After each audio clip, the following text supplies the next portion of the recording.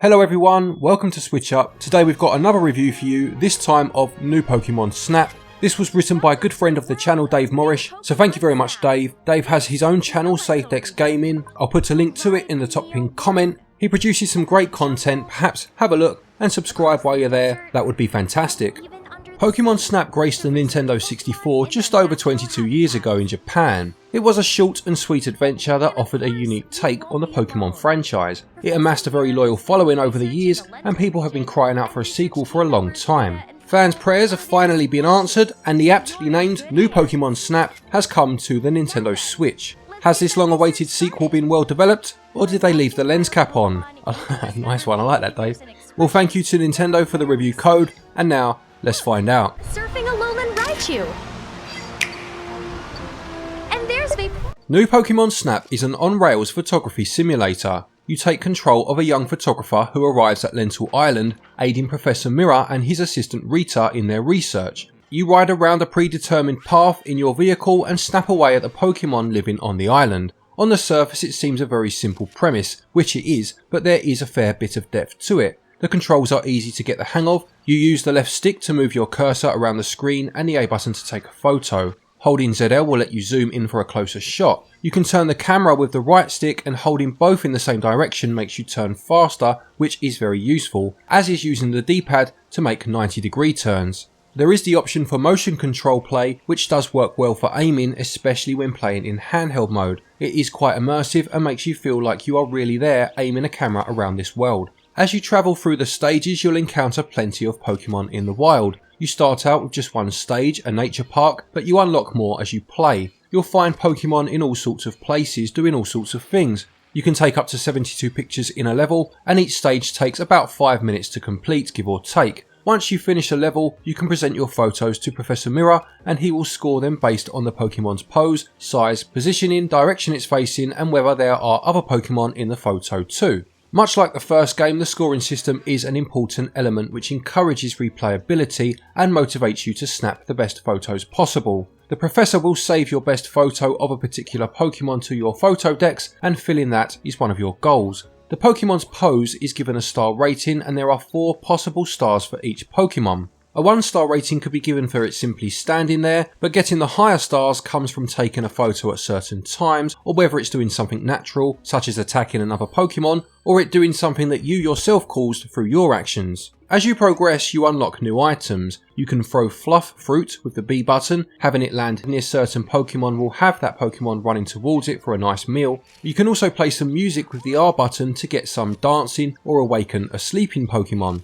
The main one though is the Illumina Orb, which replace the Pesteballs from the original. These can be used to light up the Pokemon or cause them to react in different ways, as well as uncover secrets around the island. In order to unlock the Illumina Orbs, you need to locate the Crystalblooms. These are special flowers that light up, and you can see them scattered about the stages, but unlocking the Illumina Orb for that level will require you to find a glowing one that could be hidden behind a Pokemon that you'll need to move. After you have presented your photos to Professor Mirror, you will be given exploration points, and if you earn enough you will rank up to level 2 for that stage. If you then replay the stage, it will be slightly different. When playing a stage after leveling up, you will notice there are more Pokemon around doing more interesting things. Pressing the X button lets you use a scanner. This can highlight certain Pokemon or areas of interest, providing hints as to where some Pokemon might be hiding. You can also use this scanner to reveal an alternate path, allowing you to get close to Pokemon that were otherwise far away. Unlocking new stages usually comes from ranking up to level 2 on the previous stage, and this is something I feel I need to mention as I didn't know this early on and ended up replaying the same few stages over and over, not realising that I was supposed to be gaining XP on a stage I wasn't playing much. This can hurt the pacing a bit at times. It's always a bit of a risky strategy when a game makes you replay levels early into your experience, and in this case if you can't work out how to get new poses for the Pokemon you've already snapped, the XP can climb quite slowly. The slow pace of the vehicle in this instance does also hurt. Of course it does need to be moving slowly in order for you to get the certain shots right, but when the one thing you're looking for is towards the end of a stage, it can feel like a bit of a drag. Now you do unlock something that helps with this, but I think the option to adjust the speed of levels you'd already played would have been a good alternative. One blessing is the fact that you can leave a stage at any time and present the photos you have without needing to wait around for the end of the level. The stages can also have day and night variants. Playing a nighttime version of a stage, although following the same path, does feel very different, as nocturnal Pokemon will be out in the open, and you'll find Pokemon from the daytime sleeping and others act slightly differently. But another variant of the stage comes with the Illumina spots. This is presented as a special stage where you'll meet an Illumina Pokemon. They are treated as a special event, but to be honest, other than looking really quite wonderful, they're not always particularly interesting. What New Pokemon Snap does do very well though is take the formula of that original and modernise it with plenty of quality of life improvements. There is a wealth of content, and I will touch upon this more in the values section. Despite some early pacing issues, once the game clicks with you it's incredibly addictive, and gameplay scores 16 out of 20. The controls are very effective whether playing with analog or motion variants, and they score 17 out of 20.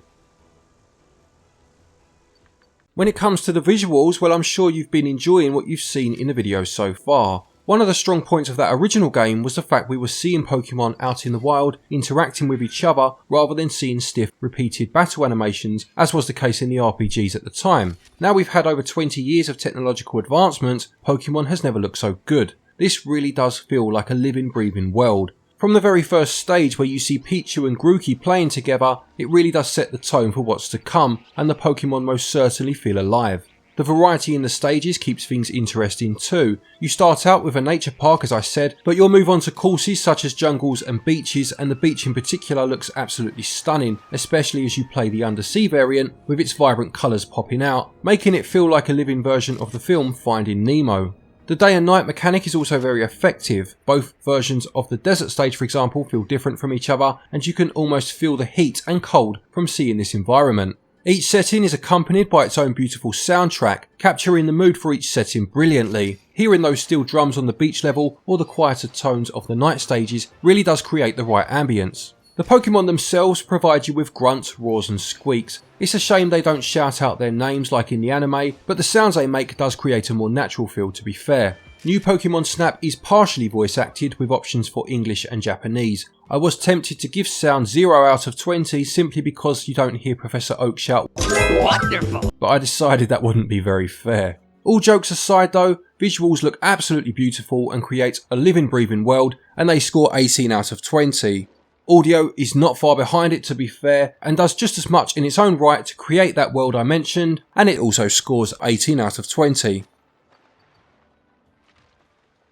New Pokemon Snap costs £49.99 and regional equivalents are on your screen now. This of course is standard pricing for a full Nintendo retail game, but from what I've seen online it can be found cheaper physically. Although on the surface this game doesn't seem like it's up to much in terms of content, when you dive deeper in, it does have a lot to offer. There are over 200 Pokemon in this game, and when you consider that getting just one picture of each isn't enough to fill the photo decks, as you'll need to find a pose for each star ranking for each Pokemon, this helps to create replayability in the stages. Experimenting on how to get the poses lengthens this replayability further still. The variety in the stages themselves keeps things interesting, with not just variants in terms of hidden paths or the day and night mechanics, but also in each stage having several ranks to them, which alters how the Pokemon behave. There is a request system where characters will mention a rumour they've heard or a possible Pokemon pose they want to see, providing you with a hint of where to get a good picture of it, and this does a very good job of giving you ideas of other things to try. Things that you may not have thought of doing yourself had you not been given that small hint. You can share your photos online and edit them with filters and captions, and there is an in-game achievement system. Production values are certainly higher and there is more content than I was initially expecting, and for this, value gets 16 out of 20. To conclude, New Pokemon Snap is a faithful revival to a much loved classic. It retains the spirit and feel that the original provided, whilst bringing it into the modern age. The overall presentation of the game is excellent and the world of Pokemon has never felt more alive. Early pacing issues aside, this was a joy to play, and it is fantastic to see a spin-off title from 20 years ago finally getting this amount of care and attention in terms of a sequel. It gives me hope for other neglected Nintendo franchises. Well, we can dream anyway.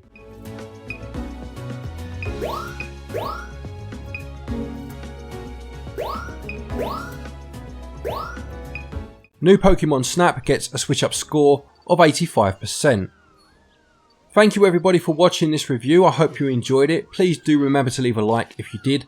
A big thank you to Dave for writing this one for us. Again, please do check out his channel, link in the top pinned comment. He's really growing something quite special over there. It would be lovely for you to be a part of it. A quick thank you to our Patreons as always for your continued support, and to each and every one of you for watching our videos. Take care, stay safe of course, and until next time, happy gaming.